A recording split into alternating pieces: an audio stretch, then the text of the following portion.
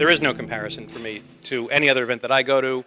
And honestly, I've used SISO as the model for how we want our events to work. We want our events to have the kind of interaction that happen at SISO. We want our events to be as professionally run, as casual and relaxed, to have as much information sharing between participants.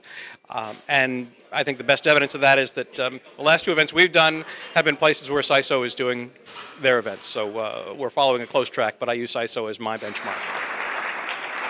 I love when big guys gobble up little guys. I'm a little guy. We love to be gobbled up. We're feeder fish for these big guys, so they can come out and gobble all they want.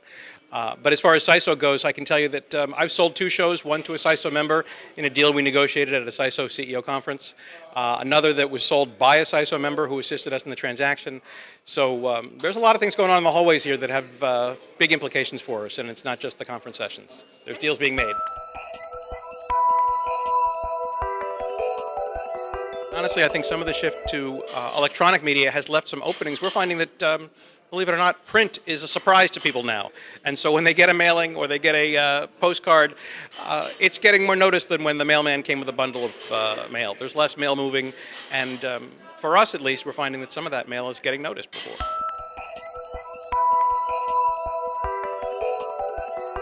One of the SISO members actually helped us to set up a licensing deal for one of our brands in China.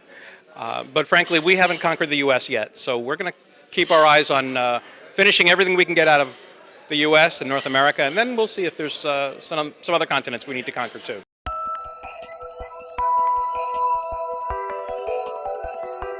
We've taken the best buyers in a particular market segment, brought them to meet vendors, and controlled the environment so that everyone is there talking to each other by prearranged appointments. It's kind of a speed dating setup. It's still live and it's still face-to-face, but no one has to bring a booth, no one has to roll up a carpet, and no one has to worry about shipping all kinds of things into a big exhibit hall.